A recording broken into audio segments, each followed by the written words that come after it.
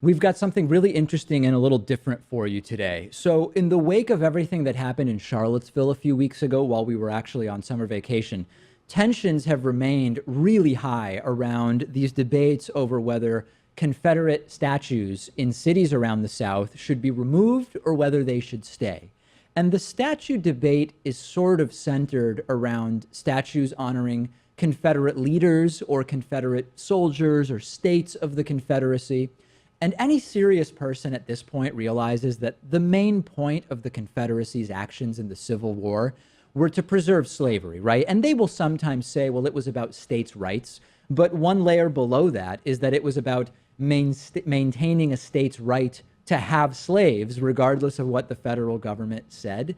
And if you look back at the economies of many Confederate states, you'll realize that they were totally dependent on slavery, period. So that the sort of academic debate at the time over states' rights was very low on the list of priorities compared to the reality that if they can't have slaves anymore, it is going to impact their economies. And if you look at the timing of when the Confederate monuments and statues were put up, it was around, number one, around 1900, between 1900 and 1920, when states were enacting Jim Crow laws to discriminate against black people and segregate society. And then you had another wave of it in the 1950s and 60s as a direct backlash to the civil rights movement. So even if you could argue sort of academically that the Civil War wasn't about slavery, which you can't because it was, you can then look up what motivated putting the statues up in the early 20th century and in the mid 20th century, and you can very quickly see what this is about, okay? So over the weekend, there was a neo-Confederate anti-government militia organization in Tennessee that calls itself the New Confederate States of America. They traveled to Richmond, Virginia, and they held a demonstration in front of Richmond's statue of Confederate General Robert E. Lee. And there are actually several statues of Confederate leaders in Richmond, Virginia, and these far-right demonstrators came in support of leaving every statue where it is. There were only a few dozen of these neo-Confederate protesters who showed up. Most of them were openly armed, not surprisingly, but it did provoke a really big peaceful counter-protest by thousands of people in Richmond who are in favor of taking the statues down. And what's most hilarious about this grouping coming to Richmond is how counterproductive the decision was. All that these neo-Confederate protesters succeeded in doing was sparking a huge counter-protest in support of removing the statues, which outnumbered them by about 100 to 1. They created awareness for the opposite cause. And I'm showing some of the video of the counter protests on the screen. This has been gathered by producer Noah Ferguson working alongside Mike Shea down in Richmond, Virginia. Richmond, if you're not aware of the history of Richmond, there's a very long and tumultuous history when it comes to race relations. Richmond was the capital of the Confederacy during the Civil War. Richmond was the largest slave trading hub on the East Coast during the 19th century. Once slaves were kidnapped in Africa and sent to the East Coast of the US, Richmond was usually the first place they stopped, and there they were confined, auctioned off typically to other slave traders who would then distribute these slaves throughout the South of the United States. Historians and anthropologists say that most African Americans today would be able to trace their ancestry to Richmond, Virginia. And because Richmond was the capital of the Confederacy, there are huge monuments memorializing Confederate leaders in the heart of the city, including, as I mentioned, Robert E. Lee, President of the Confederacy, Jefferson Davis. There are high schools in Richmond named after these people. And for years, there's been a lot of debate at both the state and local level about removing these statues in Richmond, Virginia. And after the events in Charlottesville, Richmond's mayor, LeVar Stoney, said that the Richmond city government should consider removing the monument. So this militia group shows up in Richmond on Saturday. Counter-protesters show up. Absolutely no violence from counter-protesters, right? We did a long-form piece recently about the myth of the violent left. The left were not the violent ones in Charlottesville, and they were not violent in Richmond, Virginia either. 7 people were detained. 4 of those were detained for wearing masks in public, which is illegal by statute in Virginia. So I want to get to some of the interviews with these folks here. And Noah Ferguson and Mike Shea doing a really, really good job on the ground in Richmond, Virginia. Let's start with some people who like the statues and say states' rights as a refrain as to why we had the Civil War in the first place. What about the people that wish they had the freedom to take the statues down because to them it represents slavery and oppression? Why would it be slavery and oppression? It's not anything to do with slavery. Right. I mean, history books, if you read in the history books, it was state sovereignty. Mm-hmm. And then we've also got another example of people talking about states' rights. Let's take a look at that one. What about the people that when they come down this avenue, they say it reminds them of slavery, of being oppressed? Go up that next avenue.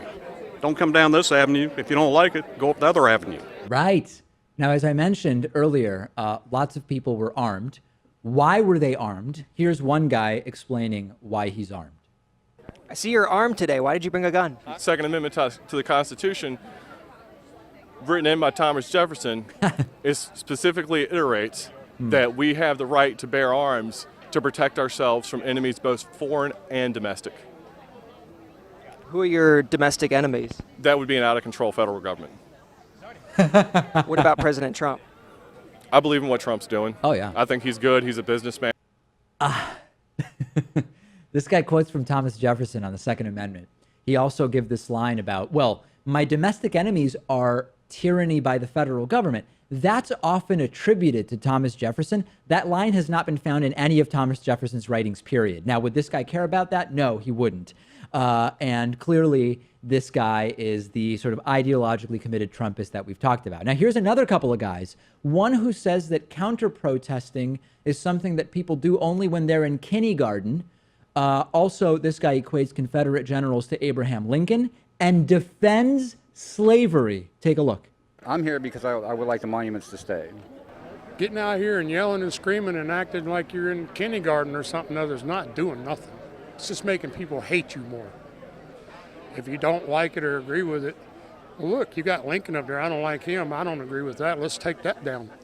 I don't like Lincoln because of what he stood for and what he tried to do and for his northern aggression war that he put onto the South to take our rights away. Slavery's gone on since the Ice Age, you know. What was the Civil War fought over? It wasn't fought over slavery, that's for sure. That's just the best. There's been slavery since the Ice Age, so Lincoln was wrong. Also, people counter-protesting, okay? Noah and Mike did try to talk to some of the Antifa types, but they actually received death threats for wanting to film them. So here are non-Antifa counter-protesters that Noah and Mike spoke to. Actual African-Americans explaining why the presence of these Confederacy-era monuments is not good for them. Take a look at this. What do you have to say to the people that say, hey, this represents my heritage? So I'll tell those people their heritage is based on treason, because those people fought against the United States. That makes them traitors. They are not heroes. They didn't do anything but cause this huge 4-year war that killed a lot of people. All right, here is another counter-protester talking to Noah and Mike in Richmond, Virginia. Well, the monuments represent hate, you know, they represent a terrible past in this country, and I think they should be removed and put in a different place, like a museum, you know, or like some of the burial grounds, cemeteries. That's a better place for them, not right in the middle of our cities. All right, and so we need to move them to where they should be, where they can be looked at in context, not looked at in the 21st century. All right, and here's just another couple of counter-protesters. We'll hear from them as well. What do you hope to accomplish with this march? We hope to awaken some of these white extremists. Well, the Civil War was clearly about slavery. People who say it's not are dissembling. So listen, the Civil War is over, right? These protesters' claims about history are just wrong. Doing this and saying these things in Richmond, of all places, is sort of the height of absurdity. Now, on the issue of whether or not slavery was the central issue of the Civil War, are these people just uninformed? Is this an educational issue? Are they victims of filter bubbles and echo chambers? I've been talking a lot about that in the course I'm teaching at Boston College. And ask yourself this. Why do the 4 years of the Confederacy warrant so much commemoration in contrast to the other 400 years of history in the South, right? Why does the Confederacy hold such a special place in the hearts of these people? Is it because it was sort of the last stand for states' rights? Not really. I mean, we've had endless Supreme Court decisions in favor of states' rights since then. So why is it? It's hard to make an argument, Pat, that it's about anything other than a sort of melancholy reminiscence about slavery. And where else in the world can you find this? You're talking about a campaign of people who attacked their own country, responsible for over 600,000 deaths, all for a putrid reason as slavery was, and then they get commemorated for it 150 years later. It's like a participation trophy. And here is the connection to the modern politics of 2017. What we're seeing is people emboldened by Donald Trump, period. That's why this is resurfacing, and we need to beat it down figuratively, right? I'm not advocating for violence, but it needs to be beaten down. Peaceful counter-protests are a tool. And I don't agree with those who say, hey, ignore white supremacists because all they wanted is attention.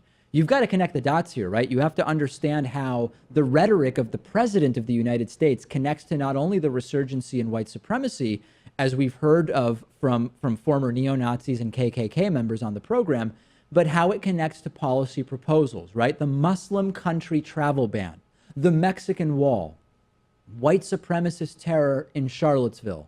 You can't in any real way deal with that by ignoring the neo-Nazis. You just can't. And, you know, burying it in terms of discussion will actually provide cover to the elements out there, and they exist, that want these policies to go forward. So I encourage you, do not do it. Send me your thoughts on Twitter, what you think about these interviews, and we will continue having this conversation because it's a really important conversation to have. I'm on Twitter at @DPakman. The show is on Twitter at David Pakman Show. The video you just finished watching was made possible by you through the membership program. You can sign up for membership at davidpakman.com/membership. We are viewer-supported independent media. You can use the coupon code IVoted17 for a 40% discount off of your membership.